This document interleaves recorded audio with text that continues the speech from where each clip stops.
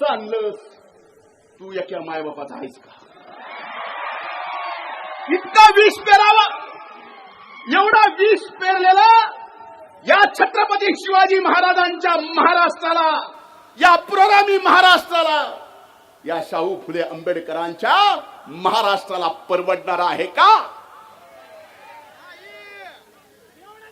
अरे आपलं आरक्षण हक्काचं कोण कसं नेतंय ते बघू.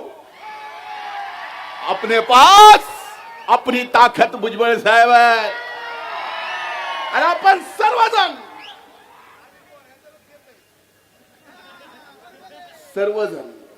ताकदीनं, नाही तर एवढे आलात. ही अभूतपूर्व ऐतिहासिक सभा आहे आणि ती सभा सुद्धा छत्रपती संभाजी क्रीडा संकुलामध्ये होत्या. हे हक्काच्या, न्यायाच्या, ओबीसीच्या आरक्षणाच्या संरक्षणाची लढाईची सुरुवात ही छत्रपती संभाजीनगरच्या संभाजी क्रीडा संकुलाच्या इथून होत्या. म्हणून मला आपल्याला काही गोष्टी या ठिकाणी स्पष्टपणे सांगायच्या, माध्यमांना दाखवायच्या. मी एका सभेत बोललो की एमपीएससीचा निकाल मागचा काय लागला, त्यात ओबीसी ची टक्केवर 480 ला कट ऑफ झाला आणि ईडब्ल्यूएस ला 455 ला कट ऑफ झाला. ज्यांनी कुणबी म्हणून प्रमाणपत्र अत्यात घेतलं, फॉर्म भरला, एमपीएससी मध्ये 480 मार्क पडले, पण नापास झाला. पण त्याच गड्यानं जर ईडब्ल्यूएसचं सर्टिफिकेट घेतलं असतं तर ईडब्ल्यूडीच्या मेरिट लिस्ट मध्ये पहिल्या 25 मध्ये लागला असता. पुराव्यानिशी सांगतो, पुराव्यानिशी. आणि ह्याचा खरा बरा एकदा तुम्ही असे माथे कुणाचे भडकू नका. या छत्रपती शिवाजी महाराजांच्या महाराष्ट्रात तुम्ही असे कुणाचे माथे भडकू नका. खरं काय, खोटं काय, कायदा काय सांगतो आणि मराठा समाजाच्या आमच्या गरीब बंधू भगिनींना खऱ्या अर्थानं फायदा कशाचा होतोय हेच आम्ही बोलतोय, हेच सर्वजण बोलतायत, पण ओबीसीत येऊन नाही. आता आम्ही काही बोललो की तो बोलणार रोज सकाळी 9 वाजता. आता एक निकाल माझ्या हाती आलाय,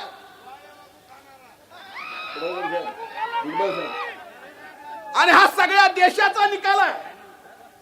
ओबीसी आणि ईडब्ल्यूएस रेल्वे भरती या देशाच्या निकालात 1.5 मिनिट जास्त घेतो, फक्त वेळेपेक्षा जास्त. अजमेर मध्ये ओबीसी आणि ईडब्ल्यूएस चा 9 गुणाचा फरक आहे. अहमदाबाद मध्ये ईडब्ल्यूएस आणि ओबीसी मध्ये 6 गुणाचा फरक आहे. बिलासपूर मध्ये ओबीसी आणि ईडब्ल्यूएस मध्ये 2 गुणाचा फरक आहे.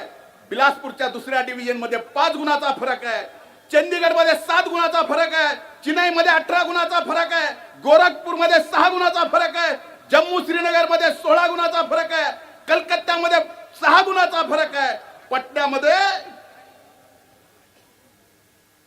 1% फरक आहे. रांची मध्ये 12 गुणाचा फरक आहे आणि शिलीगुरी मध्ये 5 गुणाचा फरक आहे. हा ईडब्ल्यूएस मध्ये आणि ओबीसीतला फरक सांगतोय. मग मला सांगा, खरंच जर मराठा समाजातल्या गरीबातल्या गरीब शिक्षणासाठी आणि नोकरीसाठी फायदा करायचा असेल तर ईडब्ल्यूएस शिवाय दुसरा पर्याय नाही, हे समाजानं सुद्धा लक्षात घ्यावं. कशाला त्या बिनडोकाच्या काय कारण आहे? आमचं तर काय घरदार काढलं, आय माय बहीण काय ठेवलं नाही.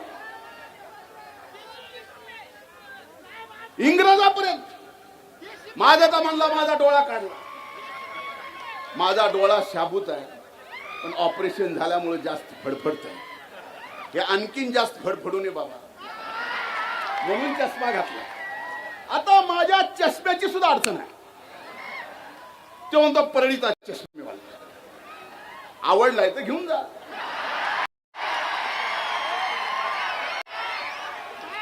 पण ओपून दिसल का नाही मला माहित नाही.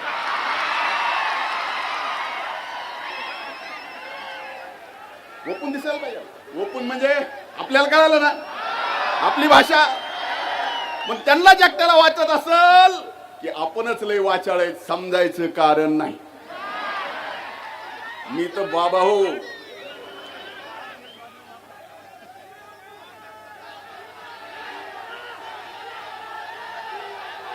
म्हणून आज ही एल्गार सभेची लढाई, ही लढाई कुणाला विरोध करायचा नाही. आजही मराठा समाजाने ईडब्ल्यूएसचं घ्यावं, 10% वेगळं आरक्षण जे त्यांना दिलं ते घ्यावं.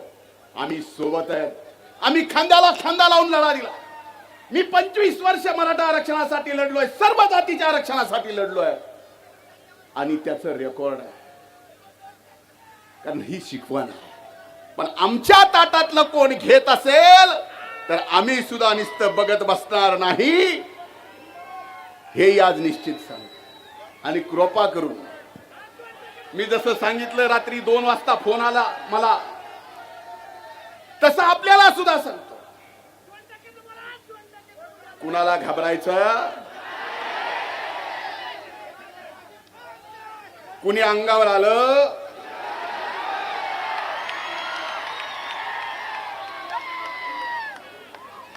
म्हणजे पडळकर साहेब, हाके साहेब किती डोकेबाज माणूस म्हणायचा. दसऱ्याचा मेळावा संपला रे संपला की ते म्हणले धनगराचं आरक्षण 94 ला जे भटक्यात दिले करून 94चा GR रद्द करा. ह्याला GR तरी कळत असेल. धनगराचा काढा म्हणला, पुन्हा म्हणला वंजाऱ्याचं बी काढा.